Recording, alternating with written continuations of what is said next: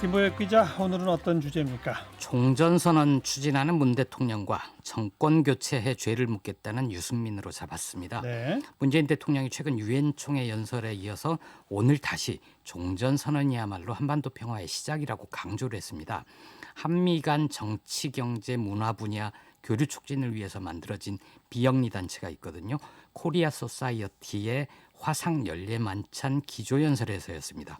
문 대통령은 한반도 종전선언을 위해서 양국이 협력하고 국제사회의 적극적인 동참을 이끌게 되길 희망한다고 얘기했습니다. 예. 그러자 국민의힘 연평도 부근에서 실종된 뒤에 북에 의해 피격된 공무원 사건 언급하면서 이런 시국에 무슨 종전선언이냐, 정신 나간 사람 취급을 했습니다. 뭐라고 했어요? 구체적으로 국민의힘 쪽에서? 윤희석 대변인은 북한, 평화, 종전을 향한 대통령의 끝없는 집착에 슬픔을 넘어 두려움을 느낀다. 공허한 외침 대신에 국민이 잔인하게 죽임을 당할 때 이 나라는 도대체 무엇을 했는지 답해주기 바란다. 이렇게 촉구를 했고요. 네. 상대적으로 합리적이라는 평가를 받는, 그리고 아직은 야권의 대선 주자 가운데 한 명인 유승민 전 의원은 페이스북에 좀 민망한 표현을 썼습니다. 뭐라고요?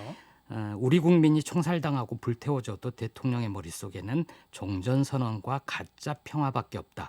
정권을 교체해서 역사의 법정에서 이들의 죄를 반드시 물어야 한다고 했습니다. 네. 지금 아직 진상조사 그리고 남북 공동조사 제안해 놨는데 다 대답은 없는 상태고 예. 이런 상황이니까 야당 쪽에서는 너무 뜬금없이 계속 왜 종전선언이냐 이런 지적이 나올 수도 있어요. 예, 그럴 수도 있습니다. 그런데 이제 그 자리의 성격이 한미의 여러 분야 인사들이 참여하는 비정부기구의 연례연설이니만큼 양국 모두의 중요한 현안인 한반도 문제에 대해서 문 대통령이 입장을 밝힐 수 있습니다. 예. 있어서는 안 될 불행한 사건이 있었다고 해도 한반도 프로세스 중단해야 하는 건 아니고요. 하노이 북미 정상회담 노딜 이후에 정체되고 있고 남북 연락사무소 폭파 뒤에는 그 문재인 정부에서 쌓아온 공든탑이 무너진 것처럼 보이지만 그래도 한반도 비핵화와 평화 정착이라는 큰 틀의 합의는 유지되고 있다고 봐야 하거든요. 예. 시간을 거슬러 올라가면 요새 그 정세는 문 대통령 임기 초기와도 좀 비슷한 면이 있습니다. 북은 핵과 미사일 실험 계속했고요. 미국은 당시에 기억하시겠지만 코피 작전이라고 정밀 타격 얘기까지 나왔었습니다. 맞아요.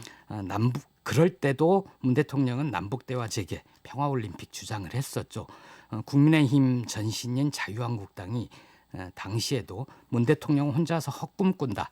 대답 없는 메아리다. 이렇게 조롱했었습니다. 2017년 상황이죠. 그렇습니다. 근데 2018년 평창 올림픽 관련해서 좀 변화가 생긴 거죠. 예.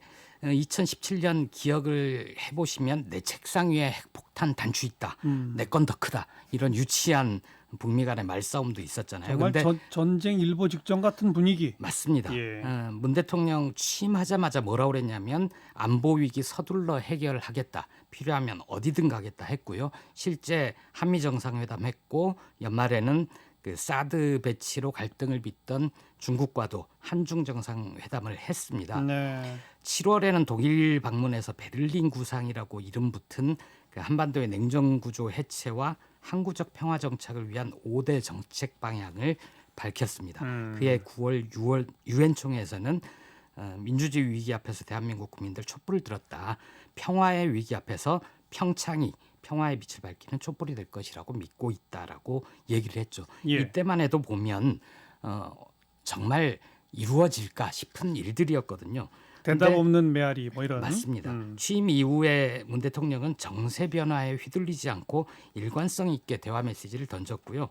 그 이듬해 새해 첫날에 김정은 위원장의 화답이 있었죠. 그래서 대표단 파견하겠고 당국이 시급히 만나자고 했습니다. 네. 그래서 며칠 뒤에 열린 회담에서는 체육회담뿐만 아니라 군사당국 회담까지 후속회담을 열기로 했고요.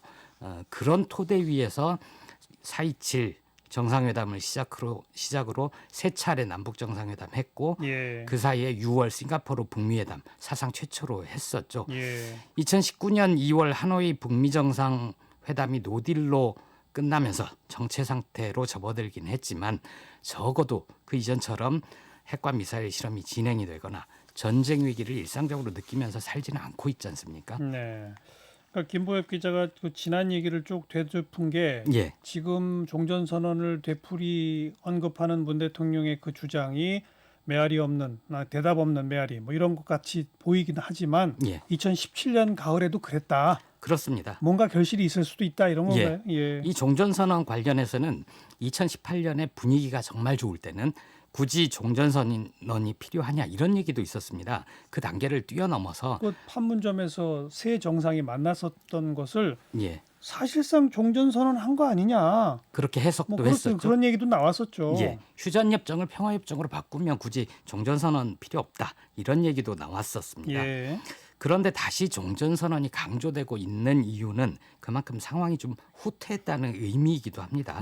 우리 정부가 미국 대선 전에 김여정 방미 추진했었다 이런 일본 언론 보도 있었지 않습니까? 그래요. 그게 이제 옥토버 서프라이즈 10월의 깜놀 정도로 해석을 했는데 예. 9월 9일 날 최종건 외교부 1차관이 방미를 했고요. 그 뒤에 잇따라서 김현종 국가안보실 2차장, 이도훈 외교부 한반도 평화교섭 본부장도 미국을 방문했습니다. 네. 김정은 동생 김여정이 대미 창구가 되면서 이런 얘기를 했었습니다. 비핵화 조치 대 제재 해제라는 지난 기간 조미 협상, 즉 북미 협상이죠. 그 기본 주제가 이제는 적대시 철회돼 조미 협상 재개 틀로 고쳐져야 한다고 생각한다. 이 말은 그 미국이 북한을 적대시하지 않는다면 예. 다시 협상을 시작할 수 있다 이런 뜻이었거든요. 그렇죠. 적으로 생각하지 않는다는 건 종전선언 구상과 연결이 되는 거죠. 네. 문 대통령 임기도 뭐 그렇게 많이 남은 건 아니니까요. 그죠? 예, 문 대통령도 이제 남은 시간을 계산을 할 것 같습니다. 그렇죠. 과연 내가 재임하는 동안에 어디까지 끌고 갈 수 있을까? 이 얘기를 할 텐데요. 생각을 할 텐데 국민의힘은 헛된 꿈, 집착이라고 하지만 최소한 문 대통령은 종전선언을 통해서 평화를 제도화하거나 북미 대화의 끈을 다시 이어놓고 싶은 절박감이 있을 겁니다. 네. 그런 대통령에게 정권 교체 이후에 나중에 죄를 묻겠다. 저는 그럴 기회가 있을지 잘 모르겠습니다. 뉴스 사이다였습니다.